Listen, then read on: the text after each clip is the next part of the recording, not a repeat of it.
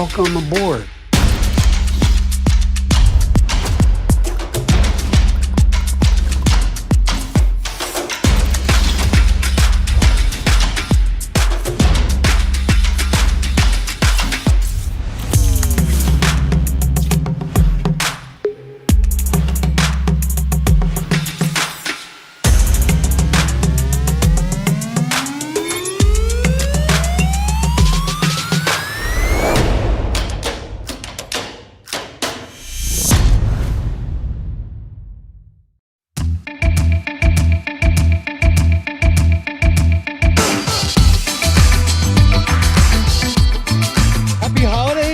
Welcome to Axios News Shapers. I'm Mike Allen, co-founder of Axios. We appreciate your coming. Today we're going to have a sneak peek at Capitol Hill 22 days from now. Hard to believe, but 3 weeks and a wake up, and Republicans will have full control of the Capitol.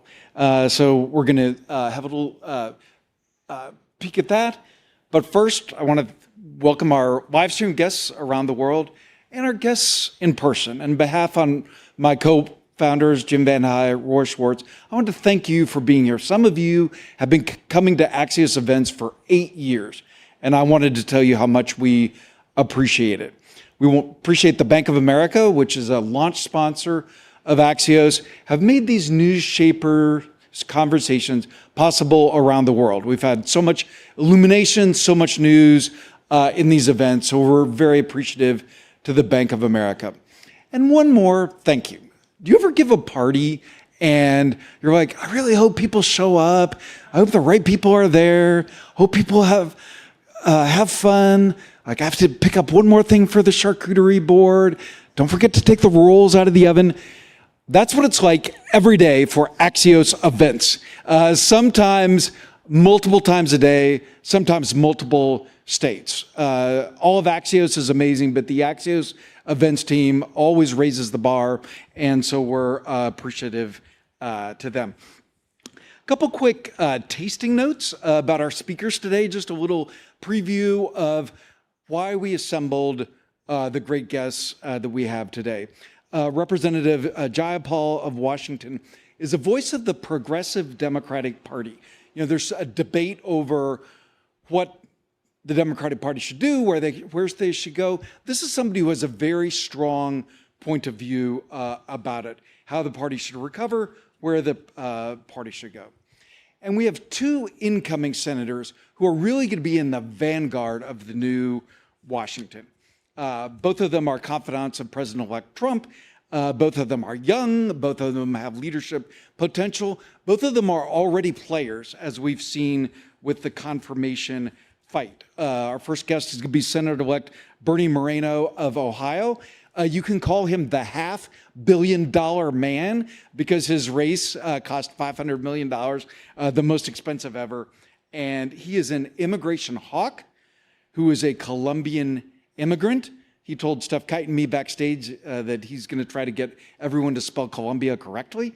And he put out a statement a little bit ago. He was on the early edge of senators saying that they have to confirm President-elect Trump's pick, that he has a mandate and they need to do it quickly. And then Senator-elect Jim Banks of Indiana, an Afghanistan war veteran, is a populist thought leader. You saw in Axios AM the other day, he's going to push his fellow Republican senators to be more pro-worker, more American. And fun fact about the two of them, they will tell you the smartest consultant in DC is Andy Sarabian. So we appreciate your being here, and to get the ball rolling, a great journalist and an Axios OG, Steph Kite. Please welcome to the stage Axios congressional reporter, Steph Kite. Good morning. Good morning, everyone. Thank you again for being here on a cold and early morning. Again, I'm Steph Kite, and I'm a co-author of Hill Leaders, the newsletter that you should all sign up to if you have not already. We're really excited about our slate of speakers today. So without further ado, please help me welcome to the stage the Senator-elect for Ohio, Bernie Moreno.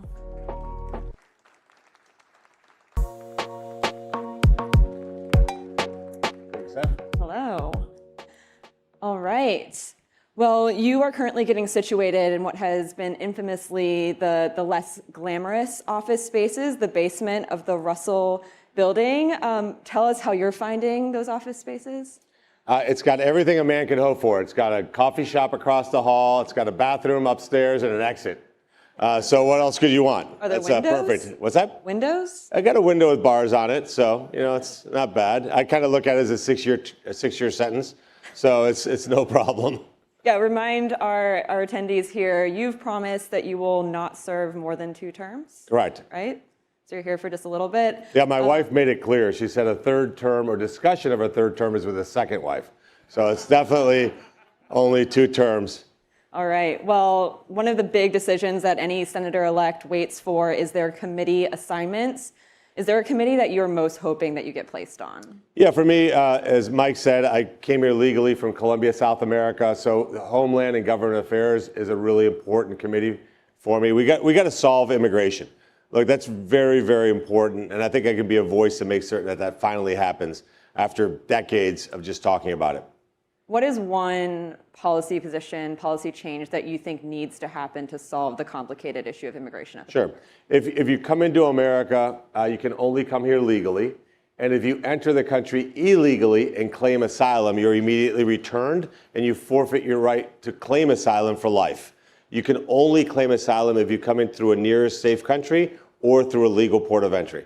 So crossing over a river, over a wall, sneaking in, and then claiming asylum, which the law allows today, should absolutely be changed by law. Now, Biden did that, by the way. He reversed President Trump's policy on that when he took office, and then just put that back in to be in campaign mode. And that's why you've seen crossings decline severely. So we're just going to make that into permanent law. Do you believe there should be any exceptions for humanitarian concerns? For asylum? For people who come across the border illegally, should there be humanitarian exceptions? No, if they cross the border illegally, they're immediately returned and they forfeit any ability to come into America. Look, Mexico is a safe country. They're our largest legal trading partner. You can certainly have the capacity to claim asylum or refugee status there, or a country that is safe nearest your home country. We will adjudicate that claim expeditiously, and then if you have a valid claim, welcome you with open arms to America. So incoming Senate Majority Leader John Thune agrees that the border should be a top priority, and he has said that his plan is to address the border, defense spending, as well as energy issues first before tax policy issues. Do you agree with that plan? Do you think it should all be one bill? No, definitely a 2-step process makes much more sense. I know it's shocking to everybody here in D.C., but Republicans need a little muscle memory around winning and getting things done. So getting a first reconciliation bill that solves the 2 most important issues in every incoming senator's campaign, which is high prices and open borders. So we solve that, get that done. We see how we work together to pass that first reconciliation bill. And then let's make the TCJA permanent in a second reconciliation bill. We've seen Thune already kind of take a leadership position, even if he's not officially leader yet. What do you make of his actions so far, how he's been doing? He's done a great job. Look, he's somebody who really deeply cares about making certain the entire conference comes together. He's extraordinarily accessible. He's somebody who's just a genuinely good person. He campaigned with me in Ohio, and we started him at 6 in the morning and took him to 11 o'clock at night. He's got a lot of energy. He presents very well. He's very well spoken. Couldn't be a better messenger for the Republican conference than Senator Thune. Gotcha. You are still new, still ready to get officially sworn in to be a senator of the United States Senate, but you have already been staking out a new title, I've noticed, Car Czar. Can you tell us a little bit about that? Yeah, exactly. Well, just let me clarify, I had never slept in D.C. for more than 48 hours in my life prior to being elected and being here about a month ago. So all this is new to me. What's not new to me is the automobile industry.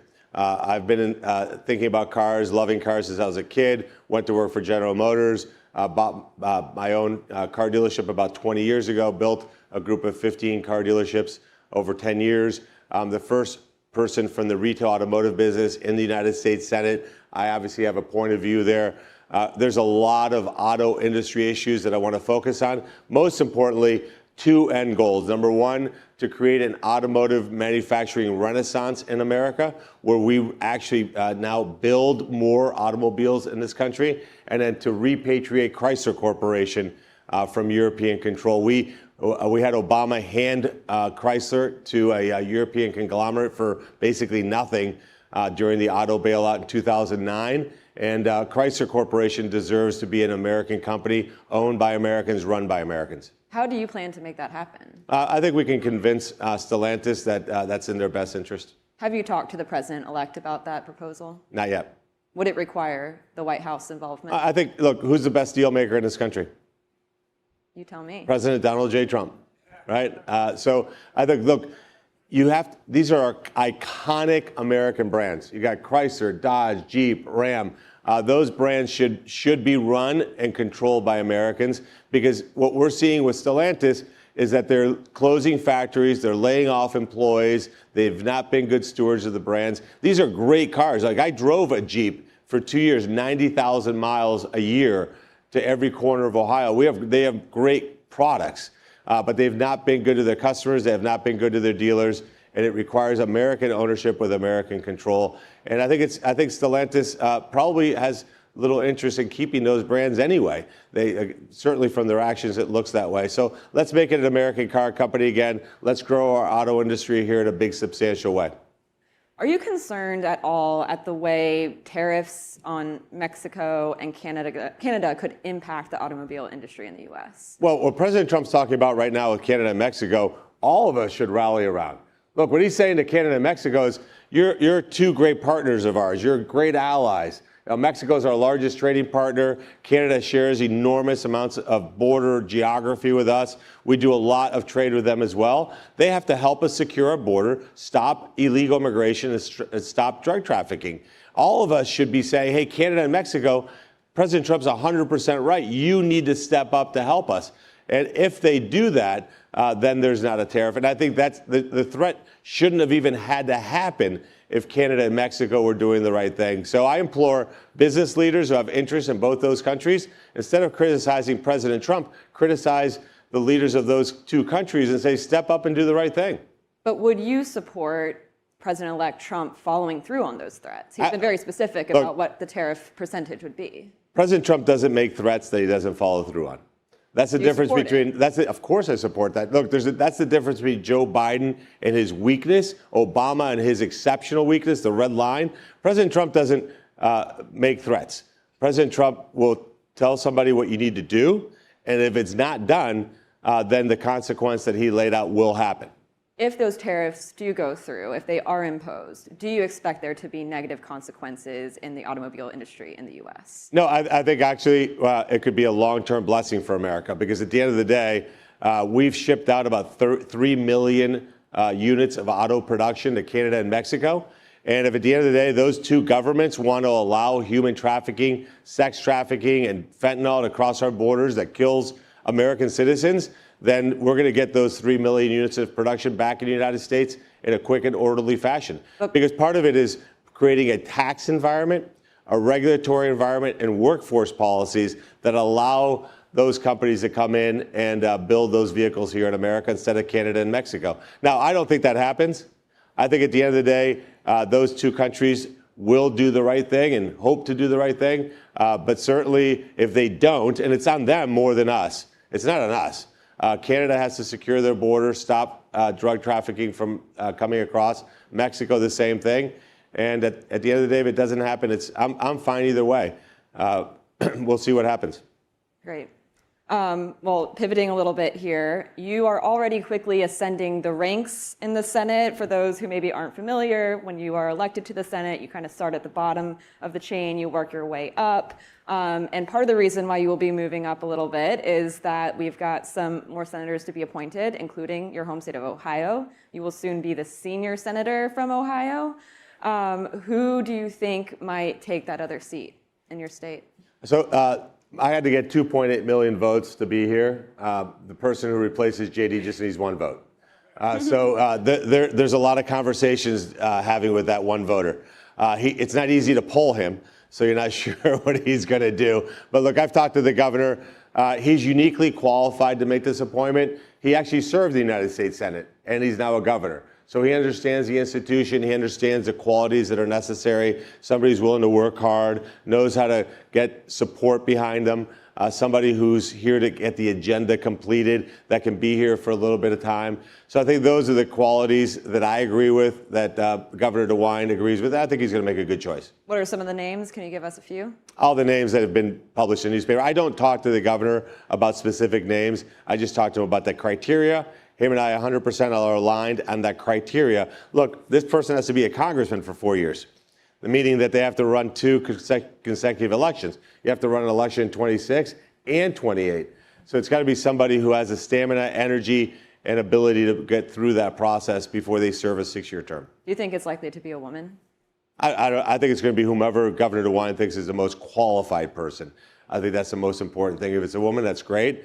It would be the first woman elected from Ohio. I'm the first Hispanic elected from Ohio. So I hope whoever it is somebody who's the most qualified person to do the job. Right. We've talked a little bit about how expensive your race was. It was a very close election, came down to the end. It maybe got a little heated between the two of you. Have you heard from Senator Sherrod Brown since then? Well, let me just push back on that it was close. Sherrod Brown didn't get more than 46% of the vote. He had a record amount of money. Nobody has ever had as much money in a Senate race as he had raised. And he only got 46% of the vote after having been an elected official in Ohio for 50 years. 18 in the Senate, 12 in Congress, 20 in state government. I was a nobody. 2 years ago, my name ID was 2% statewide with a 4% margin of error. So there's a chance that nobody knew who I was. And for us to beat him pretty resoundingly, our race was called the first one. We delivered the Senate majority on election night. He never called me, has never called me, has been extraordinarily unhelpful in the transition, closed his state offices, left him a mess. But, you know, the guy's bitter. I mean, that's what happens. You know, he thought he was going to win. He thought he was entitled to the seat. Everybody around him was telling him how, of course, how could he possibly lose to a used car salesman, which is what he called me. And so he probably hasn't grappled with the fact that he's lost yet. And now, you know, he faces something he's never faced in his life. He has to actually get a job. All right, I have 2 questions left for you. First, what is the first piece of legislation that you would like to be working on? We have to tighten up our asylum laws legislatively the way I just described. We have to make it so that asylum only happens at a legal port of entry, and there's an immediate return if that happens. Then from there, we got to start working on deportations. If you're in this country illegally, you're going to be deported because that's just common sense. And then we're going to work to make certain that we have a safe and secure border so that something like this doesn't happen again. So just follow up on that. Do you know who you'd like to work with on that piece of legislation? We're working that out now. You know, when you meet a lot of senators, there's the first, you know, who are you type of conversation, but then you have to have deeper policy conversations. I think the gentleman you're about to see after me is a great conservative. Jim Banks is a great guy. Tim Sheehy is somebody I've gotten to know really well. We're aligned in a lot of ways. So we have a great camaraderie in the freshman class. I think on the Democrat side, Alyssa Slotkin is somebody that we can work with, especially around auto issues, especially around some of the things around immigration. Look, when you advocate for working Americans and you really want to improve the lives of working Americans, you can't be in favor of unlimited illegal immigration. That only hurts working class Americans. So I think there's a lot of sentiment out there on the Democrat side that aren't beholden to Chuck Schumer. That will be willing to cross over and work with us. Interesting. We'll be watching that. We like to end sometimes with one fun thing, and we were talking backstage, and you have a unique legacy you would like to leave in the Senate, having to do with your favorite beverage? Yeah, you know, so the House has a Dunkin' Donuts in their building, and the Senate does not. I find that to be a travesty, an injustice. So we will fix that. All right. Well, thank you so much. That's all the time we have. I appreciate you being here, Senator-elect Bernie Moreno. And see you next time. All right. Thank you, Steph. Thank you. Thank you all.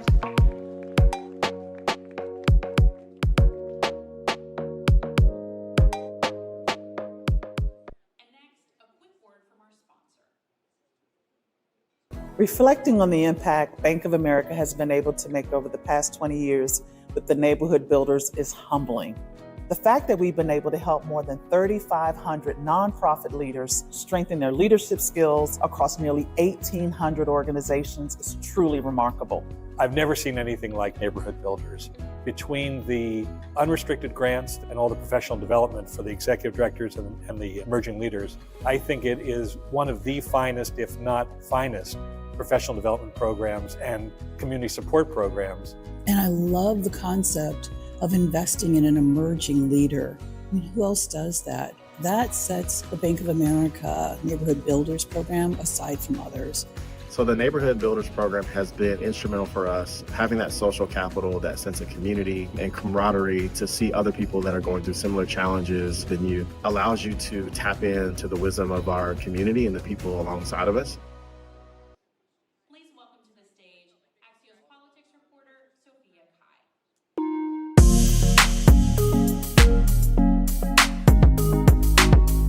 Good morning, guys. Our next guest was with us at the RNC. We're very excited to have him back. Please welcome Senator-elect from Indiana, Jim Banks.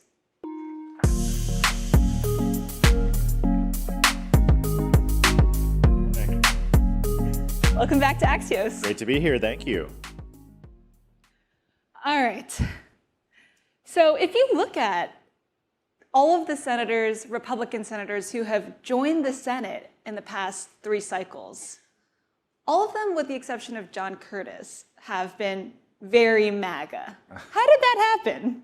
Well, Donald Trump he's changed the Republican Party. And I think it happened for a lot of reasons, but all of those endorsements that Donald Trump has made over the last 8 years, more involved in primaries than any leader of our party has ever been before.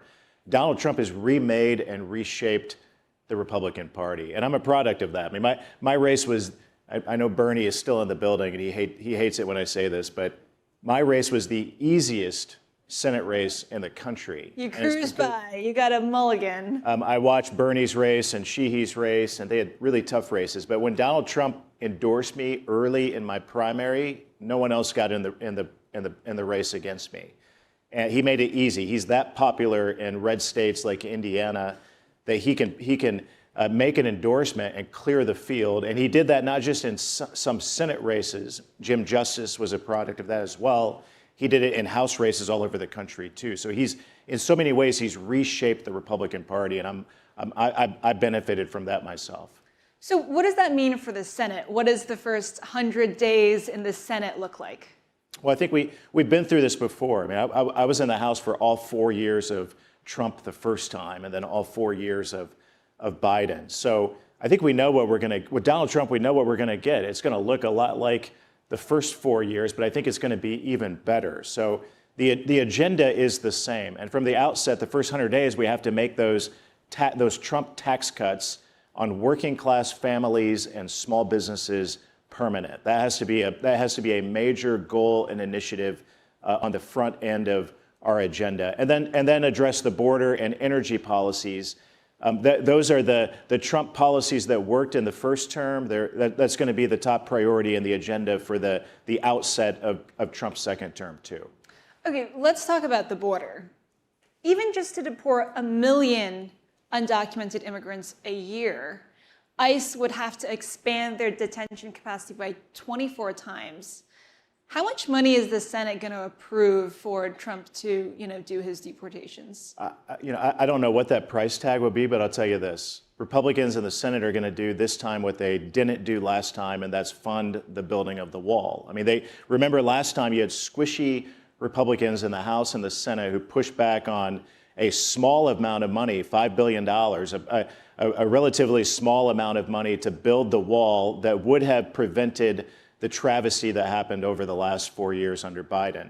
Also, I think when you talk about mass deportation, you talk about going after employers who hire illegals and take away the incentive for illegals to come here to begin with. A lot of them will deport themselves. A lot of them will go back when they find out that the jobs that they benefited from in the Biden era are no longer available to them. The price tag, I believe it's worth it. So it's $86 billion, according to Tom Homan. Okay, well worth it. to get done what the voters elected us to do. If Homan thinks it's $86 billion, I mean, can the Senate can Congress cough up that much money? Again, securing the border is what Donald Trump and Republicans were elected to do. I don't think it will cost that much money, but we'll find out what that price tag will be when we focus on mass deportation and we focus on rule of law in this country. I believe that number is going to be a lot smaller when you discover that a lot of illegals will return back to the countries that they came from on their own. When you take the incentive for them to be here away to begin with, a lot of that will happen and it won't cost America anything.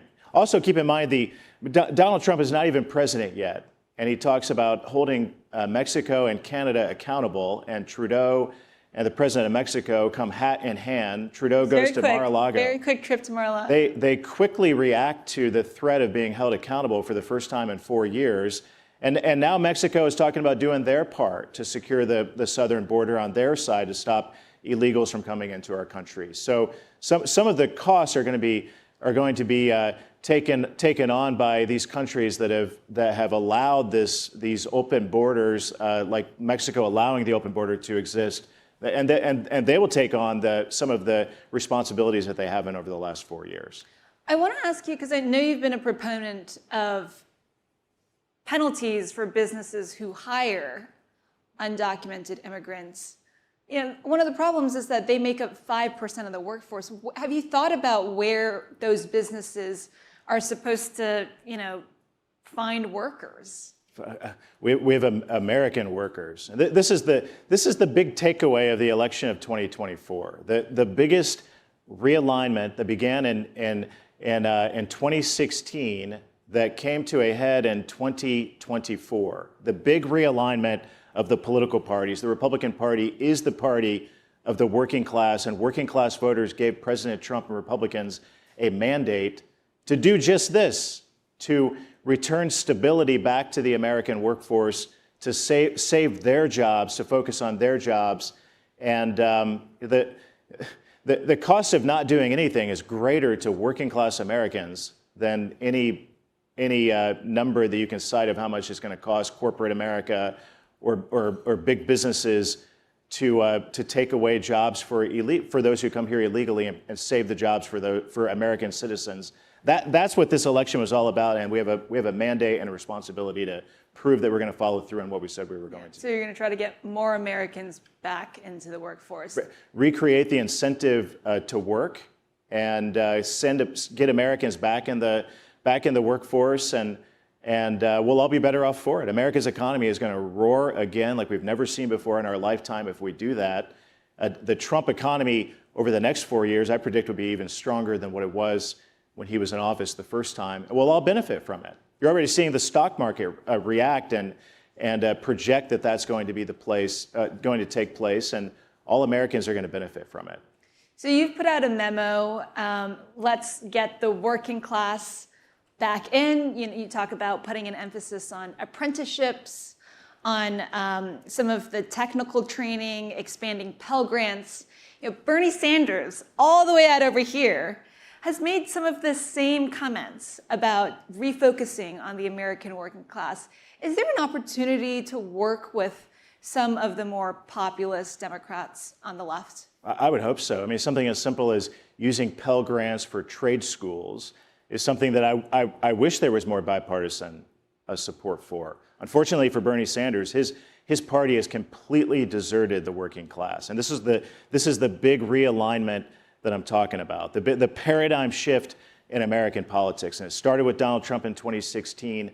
I wrote a memo almost 4 years ago to, at the time, Minority Leader Kevin McCarthy, right after Trump left office in 2021, and talked about how Republicans can cement ourselves and take the gift that Donald Trump gave us and cement our party as the party of the working class. And the election in 2024 proved that we can do it. I mean, we had the most diverse outcome for Republicans in my lifetime. Minorities voting for Republicans more than they ever did before. And it's because of that working class bond. I'm the son of a factory worker. My dad made Axios. He was a union man through and through, hated Republicans because he thought Republicans didn't represent the union man, the working man.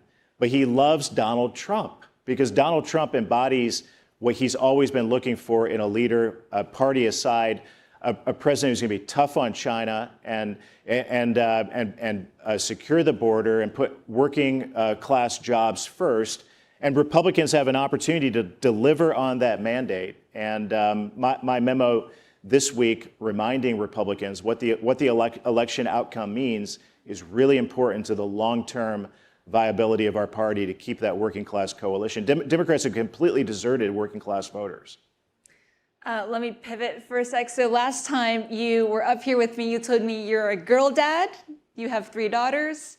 Would you feel comfortable if, one or more of them said, look, Dad, I want to go into the military? Would you be comfortable sending them, to one of the armed forces with a defense secretary who has said that and made extensive arguments against having women in combat roles? Well, I mean, to be fair, Pete Hegseth has clarified what he's meant by that. But yes, absolutely. I would be so proud if any of my daughters served in the military and would encourage them to do so. I mean,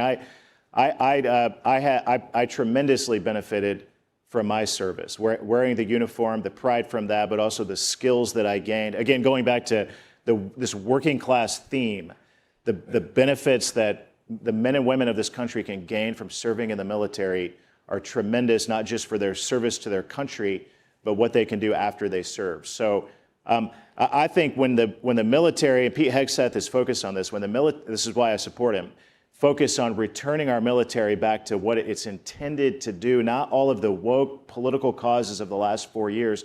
We've never seen anything in our military's history like we've seen over the last 4 years in politicizing the role of the military. So when you get, and the result of that is the biggest recruitment crisis that we've, in the 50 years of an all-volunteer force, the biggest recruitment crisis that we've ever seen, because moms and dads are telling their kids, don't serve in the military. So when you get the military back focused on lethality and training to fight and win wars, and on the big adversaries that we face around the world, that's going to motivate the young men and women of this country to serve and wear the uniform and be a part of our military again. So, I mean, what does it mean for the military to be woke?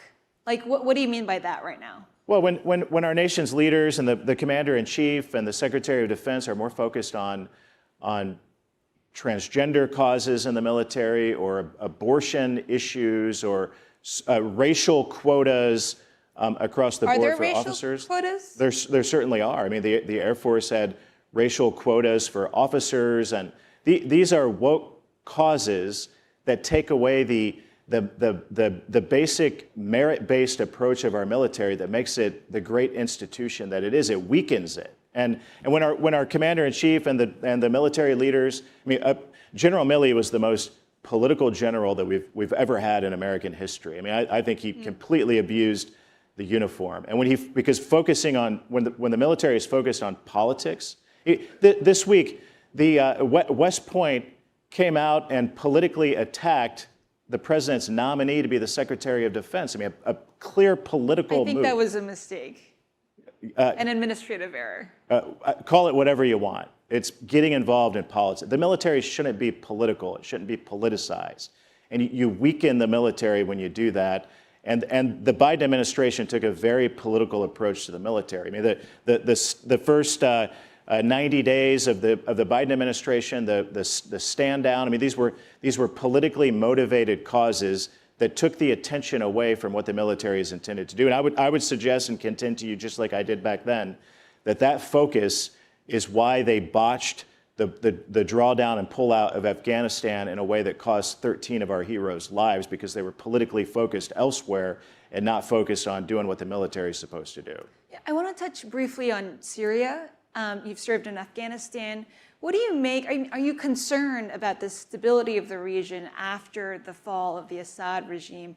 And should President Trump continue to keep troops there? Well, yes, I am concerned. I mean, we've gone from Assad, who was associated with Hezbollah, to now former ISIS members. And I think President Trump is right. We have to show restraint in situations like these and not get American troops involved in a situation that Should he keep the 900 or so troops who are already there? he's not the commander-in-chief yet, and I know that when he takes office, he'll provide members of Congress and the public a plan of what it will take to provide the type of stability there that we hope to endure for. I mean, obviously, it's an unstable situation. What we don't want is another hot war that draws American troops and American presence into a place that we can't afford. And this type of foreign policy approach of President Trump worked for 4 years the first time. I think it's even more important this time as we address the domestic issues and concerns of an open border, an economy, keeping our focus and attention on what China is up to. President Trump is right on all of that. He ran on that. He has a mandate to maintain that restraint approach to places like Syria, but we have to keep an eye on it. Do you think we should be talking to the opposition forces who, the Europeans are starting to talk to them. Do you think we should be in conversation with them? I think we should be listening and watching the situation unfold. President Trump will be the commander-in-chief in just weeks from now and will take a new approach than what we've seen over the last 4 years. Okay, one fun thing. I learned today that you're a foodie. What is the best place in D.C.? D.C. has many great restaurants. It's definitely not a breakfast town, though.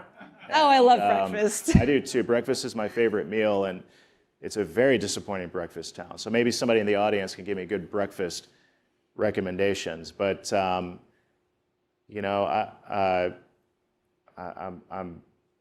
Capitol Hill Club is definitely not the best restaurant in town, and we spend a lot of time there. But I'm learning my way around the Senate. The House side is sort of a food desert as well.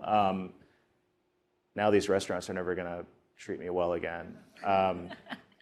You got to get out a little. You got to get out a little ways. When you get to know the area, you get out to. Union Market. You mentioned Union Market. Yeah, next. Lots of a good South Block acai bowl in the morning is a go-to treat for me. But I'm open to ideas. We'll check back in with you. Yeah. Thank you so much. All right, thank you. Senator-elect from Indiana, Jim Banks. Thank you. Thank you.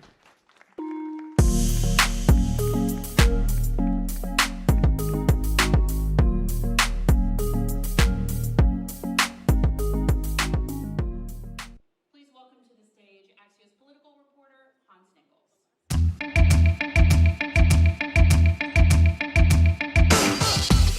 Good morning, everyone. Thanks again for coming. My name is Hans Nichols. I am the author of a new newsletter called Hill Leaders. This is my point where I do a pitch and say you guys should all subscribe so you figure out not just what happened, but what's going to happen. I'm excited to welcome our next guest here, Congresswoman from Washington State, Pramila Jayapal. Ma'am.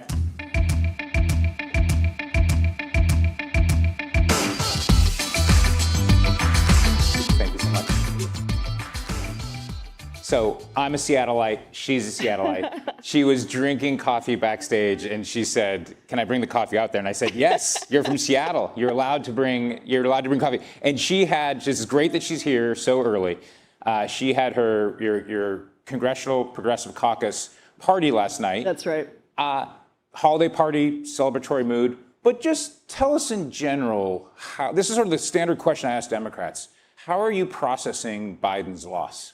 Yeah, I think that there's a lot of, good morning, by the way. I think that there's a lot of discussion within the party about how we rebuild, how we make sure, not just that we take back the House in 2 years, which cyclically is typically what happens, but actually how we address the loss of working class and poor voters over the last 10 years, and how we really fix that problem. So I think, it's been a dark, I won't lie, it's been a bit of a dark month post-election, but I feel like what's happening now is people are getting back to putting on their battle armor, they're making plans, we're all making plans for our committees. Of course, in the House, we feel we are clear that there is no margin for the Republicans. If we're at a 217 to 215 ratio, even just for the first quarter or so until the seats get filled, that means that Republicans can't lose a single vote. And so if Democrats stay united, as we were talking about, we could have a lot of success. But at the same time, we've released a set of principles for the Democratic National Committee to consider, especially as they look at their next chair, as we look at our next chair. And I think those principles really articulate how we think the Democratic Party rebuilds, not just rebrands, but rebuilds and reforms. So this isn't, from what I'm hearing you say, a messaging problem. This isn't just a matter, and although you do take some issue with consultants in your memo, this is broader than just messaging. This is about policies? I think that messaging is certainly a component, and we say in there that we want to do a thorough assessment of the communications infrastructure. So it's not just about what we say, it's about where we say it and how we say it. So it is about all of that. But I also think that we need a very clear contrast between Republicans and Democrats. And I think in close elections sometimes what happens is Democrats will try to run to the right, will try to run to the center, will try to run to the right and be Republican light. And I mean, let's be real, most people don't like the light version of anything. They'd rather have the real version of the thing. And so in doing that, not only do we not gain more people from the right, but we are losing our base. And that to me is one of the big things. If you look at going back to 2012, we have been losing working class and poor voters since 2012. That's all I went back to, but I think you could probably trace it back to NAFTA. And I think that is where we really need to focus. And we need to do it by making sure we are actually speaking to those voters and turning them out. We are tired of a 7-state strategy. Maybe that's because I'm from Washington. Nobody ever comes to Washington in a presidential year unless you're raising money. You know, Bainbridge Island is a very, good place to raise money, but nobody's coming to do conversations. Now, Washington State is the only state in the country that did not move to the right. So I feel, and I have some theories about why. But we need a 50-state strategy, and we need to make sure that we are reaching out to those voters in Milwaukee, in Philadelphia, who felt that the party was not speaking to them and to their concerns, and you saw lower turnout everywhere. I was struck by what you said on sort of not moving to the center or to the right for certain candidates. But when you look at the 14 Democrats that are now representing Trump districts, some of them, maybe even on tax policy, are going to want to cross the aisle and show their voters that I think of Mary Guzman Perez in Washington State, just a little bit south. I don't think your district's about. Think of Jared Golden. What is going to be the pressure on them to stay unified, as you mentioned, versus getting reelected and meeting their voters where they are? Well, I think my colleagues really know their districts, so I respect a lot of the choices that they make. But there are some unifying things that they focused on, and I looked at in all of the Democrats who won their elections. The vast majority of them focused on things like price gouging. They focused on corporate concentration of power. They focused on how their healthcare clinics were disappearing. Their grocery stores were disappearing. They focused on things that are very meat and potatoes, if you will, for their constituents. And it was super successful. And I think that is an area, and the FTC, I filed the amicus brief for opposing the merger of Kroger's and Albertsons, and the FTC just won the injunction in 2 courts to say that merger can't go through. This is becoming increasingly important in those swing districts. It's a very great way to talk to voters about what is happening and why has their income, their wages, stagnated over the last 50 years when we have had a productive economy. It's because those gains are going to these giant corporations who, by the way, are taking away your grocery stores, your drug stores, all of those other things. Is it going to make it harder when you stake out all those positions to raise money?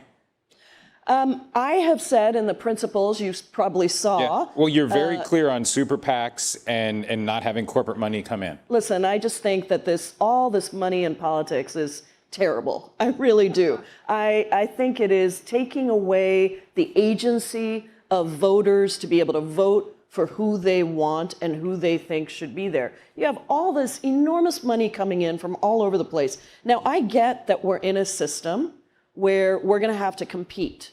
But what we have proposed is ban corporate PAC money and make it clear to voters that we are not doing anything at the behest of corporations, because when they say, and when Donald Trump said, the system is rigged, voters think that, and they're right. It's just that it's rigged, in our opinion, by these corporations. And you look at the cabinet that Donald Trump has appointed, I think I counted out of the 10 cabinet nominees, their net worth is $350 billion with a B dollars. And you think about Joe Biden's cabinet, it was 118 million, 1/10 of a billion. And I think that voters are going to start seeing that the decisions that these people make in office are going to benefit them and not workers, not regular people across the country. You kind of came close to saying it there, but you're for banning super PACs just in Democratic primaries, but not general elections?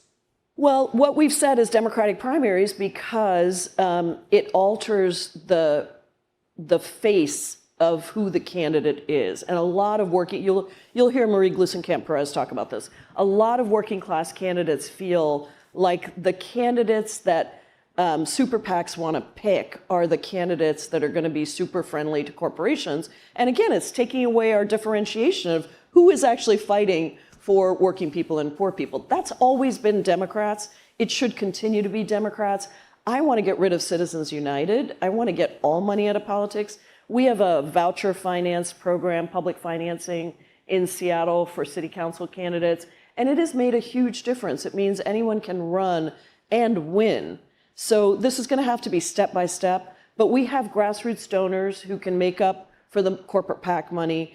And I think we should, and the dark money in primaries stops us from electing true working class candidates who are going to challenge corporate power. But you're fine with the super PAC money in general elections? I'm not fine with it. I just think it's a multiple step process. Okay. And we've got to figure out how to compete with the money that's there. Would Representatives Cori Bush and Jamal Bowman be coming back if it weren't for super PACs? I think they would. I think that certainly those two races, they were unique for a number of different reasons. So I don't think you can draw too many conclusions, but certainly I think that 25 million, I forget what the total amount of money was. From it was future, it was Unite, the APAC PAC that was associated with, I think it was like 36, depending on how you break it down. Yeah. So $36 million. And a lot of that money comes in the last 2 weeks of an election. And what happens is, no matter what you've done before, if you have 24/7 advertising every single minute of every single day, it really does hurt. And I saw it in the presidential, by the way. I was in, for the last 8 weekends, I spent every weekend in a swing state for the Harris-Walz campaign and Democratic candidates. And it was very frustrating to turn on the television. I don't know what people there feel like, because it is just one exhaustion. After it is complete exhaustion. And there's got to be a better way to make sure that voters know about candidates, because those ads, probably on all sides, they're mostly not true. They're mostly taking one little piece of something and putting it out there. And I'm not sure, you do have to have enough to counter. If you only had one side, I think it would be very detrimental. That's what happened in Cori and Jamal's race. But I'm not sure that alone does anything. You also have to find other ways to reach people. Yeah, I'm always surprised the amount of money that just gets flooded into campaigns at the very end. Consultants and media buyers get, and I know you have a particular concern about consultants, but they get very rich. Again, but when you talk to them, they say this is how you win races. What bothers you the most about the Democratic consultant class? Look, it is embedded and entrenched and not necessarily successful. I don't understand why we would continue to hire consultants that have shown over and over again that they can't run winning campaigns, or that their polling is completely inaccurate multiple times. We need to find a better way of doing this, and there's a lot of money that goes to consultants that are sort of accepted but not necessarily successful. I think we need to look at all of that, and we need to have a different set of people. We had a number of people in swing districts who stood up and said, you know, I did what my consultants told me to do, and I think I really made a mistake. I should have trusted my gut.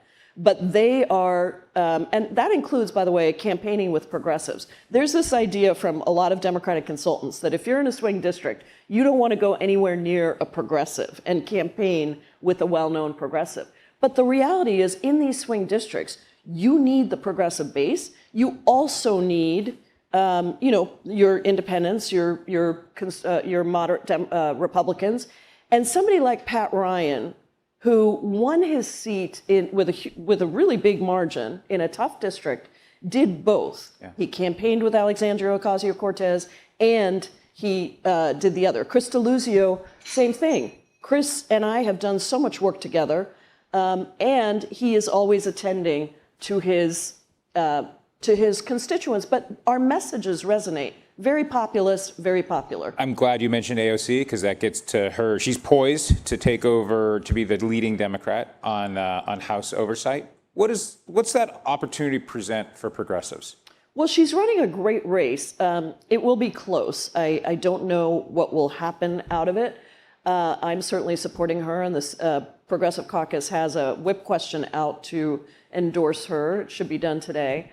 But I think that win or lose, her being willing to use her megaphone that she has and that she's had since she came to Congress for the benefit of the party is actually a huge thing. I mean, oversight is a very important committee. She has the support of, I understand, most of the colleagues on the oversight committee who have watched her come in very prepared, you know, very clear about the messages. And I think that is important to bring to the rest of the Democratic caucus. I'm sometimes controversial because I think we should have term limits on chairmanships just like the Republicans do. I think that there is no reason why somebody should stick around for 30 years, even if they're wonderful, because it takes away opportunities to build the bench and to give leadership to others. And it creates a situation where you're sort of having to push somebody out the door if you think that they've been there too long. I would rather have a regular churn and say, this is good for us. And by the way, I think that it leads to more people leaving at appropriate times in the Republican Party than in the Democratic Party, because here you stick around because maybe in 30 years you get a chairmanship, you know. Do you want to name any names? No, I'm just saying, like, overall, I think, why don't we, when I got into chairmanship of the CPC, I passed a rules reforms package and I put term limits on the chair. That had never been the case before. People had been chair for a long time. So I am giving up my chairmanship this year, and I'm quite happy to do that. Of course, you know, there are other opportunities it opens up for me as well. But I think there are a lot of people who think that they have to stick around and they don't want to give up their chairmanship because who knows, the next time you might get it might be 30 years down, you might be 85 years old. We're in the weeds of the House Democratic Caucus, which I love. Tell me, right now, Pelosi's still making a lot of moves. She's letting people know how they might vote or which directions they should go on some of these committee chairmanships. Jeffries has been remarkably silent. Can you have two leaders in the caucus at the same time? We have one leader, and that is Hakeem Jeffries, one leader. We have a lot of people who are influential in the caucus, including our former speaker, who is excellent at whipping votes. I happen to know that because I studied her so that I could get good at it, and I feel like I've learned a lot from her.